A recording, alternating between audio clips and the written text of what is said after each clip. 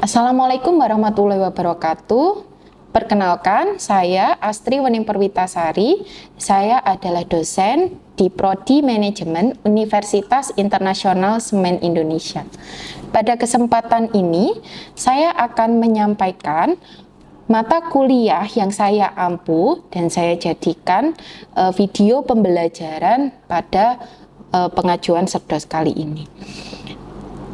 Mata kuliah yang saya ampu ini adalah mata kuliah manajemen keuangan yang diambil oleh mahasiswa semester 3. Mata kuliah manajemen keuangan ini adalah mata kuliah wajib. Deskripsi mata kuliah ini adalah mata kuliah yang bertujuan untuk mengenalkan mahasiswa kepada konsep-konsep manajemen keuangan dan juga teknik-teknik analisis manajemen keuangan, utamanya atau khususnya adalah keuangan di perusahaan. Adapun capaian pembelajaran untuk mata kuliah ini, diharapkan mata kuliah ini, mahasiswa setelah mengambil mata kuliah ini akan mampu yang pertama memahami dan menjelaskan dasar-dasar konsep manajemen keuangan mulai dari pengantar atau definisi dari manajemen keuangan, konsep-konsep manajemen keuangan mulai dari nilai waktu uang, kemudian kebijakan pendanaan, kebijakan investasi, dan juga teknik-teknik analisis lainnya. Kemudian yang kedua, mahasiswa memahami dan mampu mengidentifikasi serta menjelaskan praktek-praktek manajemen keuangan dalam kehidupan sehari-hari dan juga dalam konteks korporasi.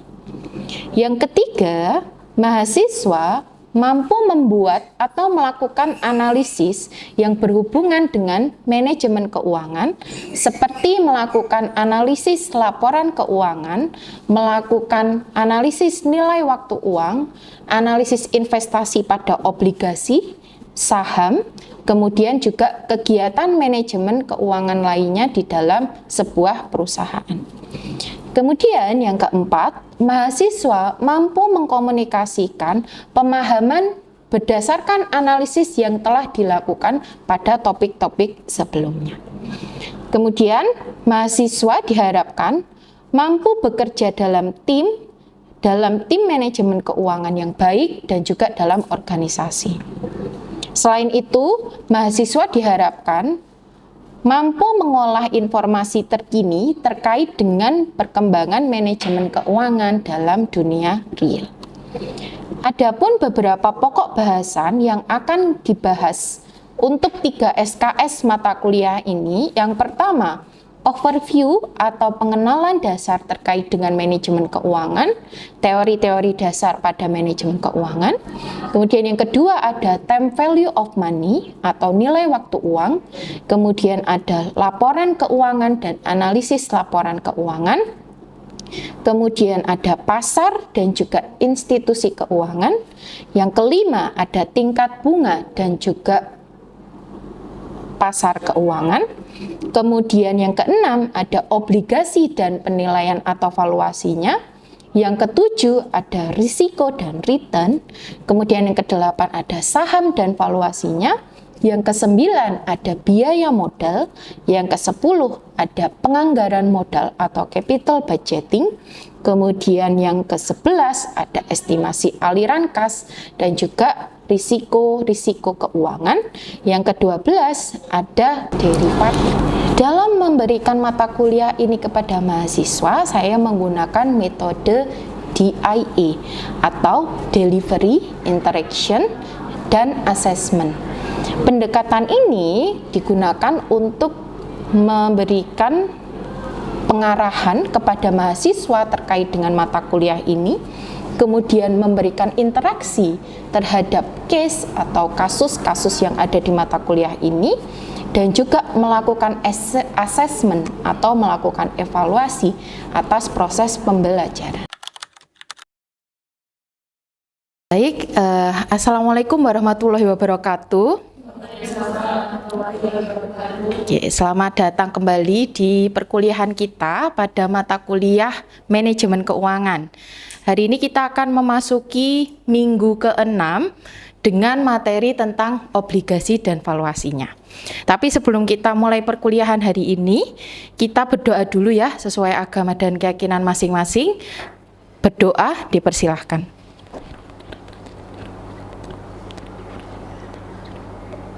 Selesai.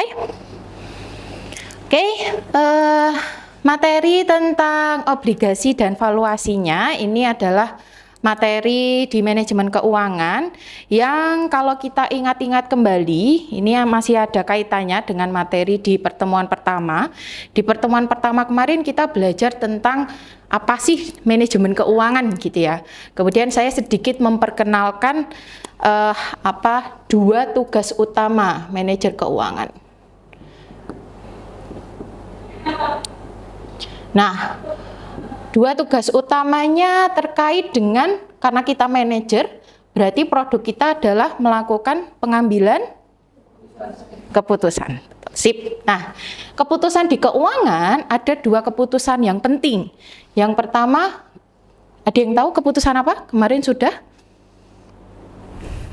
Keputusan investasi.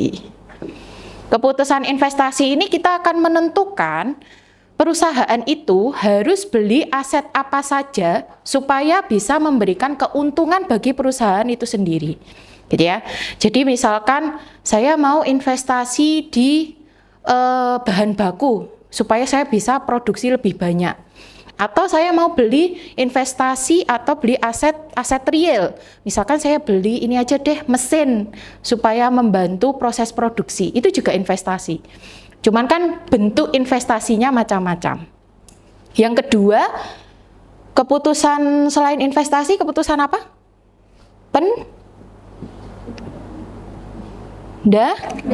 Pendanaan. Ada yang tahu keputusan pendanaan ini tentang apa kaitannya? Samara mungkin? Anggaran, lebih tepatnya lagi terkait dengan kebutuhan dana. Dari mana perusahaan bisa memperoleh dana? Nah, berarti kan ini mencari dana, ya, mencari dana. Mencari dana bisa dari dana internal dan eksternal. Sip. Internal, eksternal. Kalau mencari dana internal, ya perusahaan itu akan mencari sumber-sumber pendanaan dari kegiatan operasional sebelumnya. Perusahaan beroperasional untuk akhirnya memperoleh apa? Laba. Oke. Nah, laba itu kalau perusahaan sudah punya laba, diapakan labanya? Ada yang mau menjawab mungkin? Satria?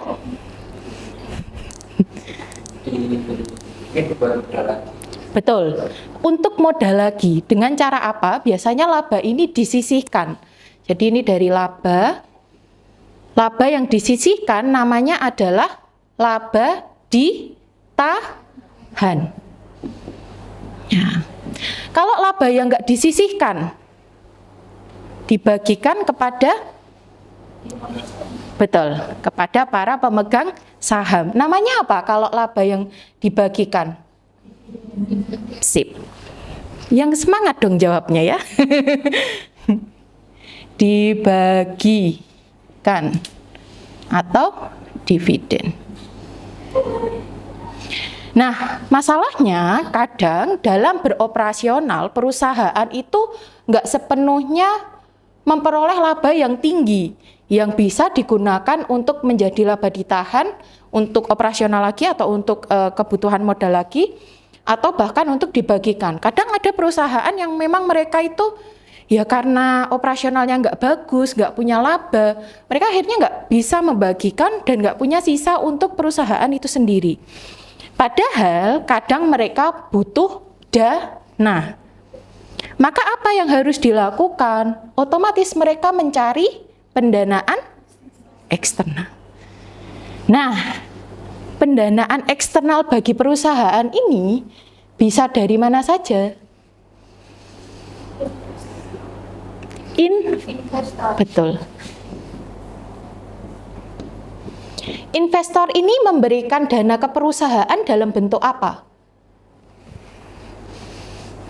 Beli saham. Selain beli saham, beli apa lagi? Betul, obligasi. Nah, yang akan kita bahas hari ini adalah obligasi. Yang mana berarti obligasi ini adalah sumber pendanaan eksternal. Jadi ketika perusahaan butuh uang, tapi di internal perusahaannya itu dia nggak punya uang, ya dia bisa menerbitkan saham atau menerbitkan obligasi. Kalau saham adalah surat kepemilikan perusahaan, obligasi ini apa? Surat utang, betul, surat utang. Saya hapus ya. Oke, surat utang. Artinya apa? Kalau misalkan nih, saya punya obligasi dari perusahaan ABC. Artinya apa? Apakah saya punya utang ke PT ABC atau PT ABC utang kepada saya? Betul, PT ABC utang kepada saya. Berapa utangnya? Ya sesuai dengan nominal obligasi. Nah, kita bisa lihat dulu definisi obligasi di sini ya. Obligasi berasal dari kata obligation atau kewajiban. Artinya, siapapun yang menerbitkan obligasi, berarti dia yang menjual obligasi, maka dia punya kewajiban yang sesuai dengan kontrak obligasi tersebut. Oke? Nah, ada juga definisi lain di sini.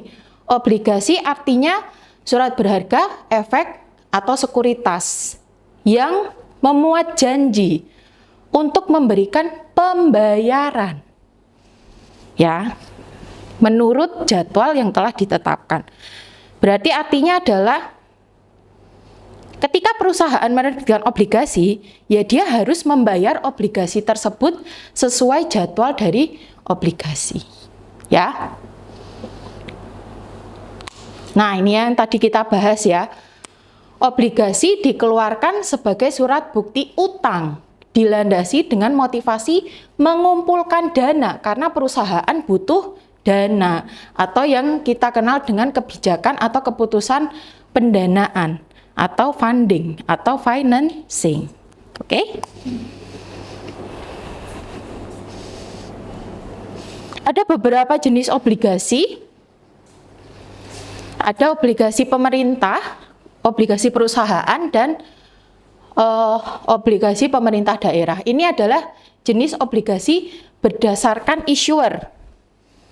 Issuer ini adalah penerbit. Berarti issuer ini yang utang atau yang memberi pinjaman? Betul, yang utang. Nah, kalau yang menerbitkan adalah pemerintah, obligasi pemerintah, berarti siapa yang utang? Pemerintah. Kalau yang menerbitkan obligasi perusahaan, siapa yang utang? Perusahaan. Kalau yang menerbitkan pemerintah daerah, siapa yang utang? Pemerintah daerah.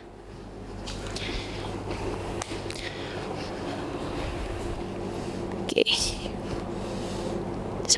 Sebelum ke jenis-jenis, nah, saya ke sini dulu ya. Untuk kita mengenali apa saja yang ada di dalam obligasi. Di dalam obligasi itu kan kontrak. Kontrak surat perjanjian bahwa perusahaan atau si penerbit obligasi ini utang sejumlah uang kepada si pemegang obligasi. Nah, di surat kontraknya itu ada beberapa istilah Yang pertama, nilai nominal atau per value. Nilai nominal ini adalah nilai utang si penerbit kepada si pemegang obligasi. Ya, jadi misalkan saya punya obligasi PT ABC. Nominalnya adalah 10 juta. Berarti PT ABC utang ke saya berapa? 10 juta. Kemudian dalam obligasi, karena kita sudah memberikan pinjaman kepada si penerbit obligasi, maka kita harus memperoleh keuntungan atas pemberian pinjaman tersebut. Keuntungan dari memberi pinjaman dengan obligasi itu apa? Kupon. Betul, kupon atau bunga. Ya. Jadi ketika saya pegang obligasi dan di dalam obligasinya itu tertera bunga 12% per tahun, dibayarkan, katakanlah di perjanjian ditulis dibayarkan setiap 6 bulan. Berarti selama 6 bulan saya pegang obligasi ini, saya dapat bunga berapa persen? 12% itu kan 1 tahun. Ya, berarti kalau setengah tahun, ya 6% dari berapa? 10 juta. Berarti berapa nih? 600. Setiap 6 bulan, selama saya pegang obligasi ini, saya dapat bunga berapa? 600.000. Oke, ini adalah keuntungan yang diberikan dari penerbit obligasi kepada si pemegang obligasi. Oke. Kemudian ada juga komponen di dalam kontraknya ini tanggal jatuh tempo atau maturity date. Tanggal jatuh tempo ini menunjukkan jangka waktu obligasinya jatuh tempo dan akan ditebus. Maksudnya ditebus di sini adalah dilunasi. Ya, dilunasi oleh penerbit obligasi. Misalkan di contoh obligasi ABC ini tanggal jatuh temponya adalah 1 Juli 2025. Berarti ketika tanggal 1 Juli ini PT ABC harusnya melunasi obligasi ini sesuai dengan nilai nominal. Misalnya saya pemegang ini, obligasi ini tanggal 1 Juli berarti saya harusnya dapat uang berapa? 10 juta. Karena si perusahaan ABC harus melunasi pada tanggal jatuh tempo. Oke? Di sini dikatakan pemegang obligasi ini dikatakan sebagai kreditur dan mereka berhak atas 2 hal.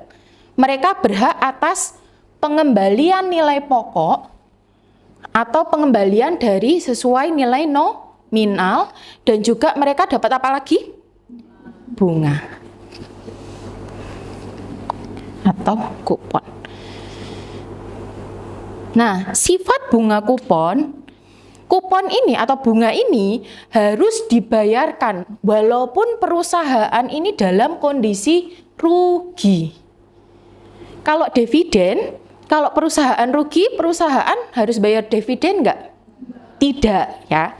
Tapi kalau bunga, kalau perusahaan rugi, dia harus bayar bunga enggak? Wajib. Ya. Nah, nilai pembayarannya tentu tergantung pada nilai bunganya. Sampai sini mungkin ada yang mau ditanyakan dulu dari sini? Tidak? Oke, saya lanjutkan ya. Saya hapus dulu ya.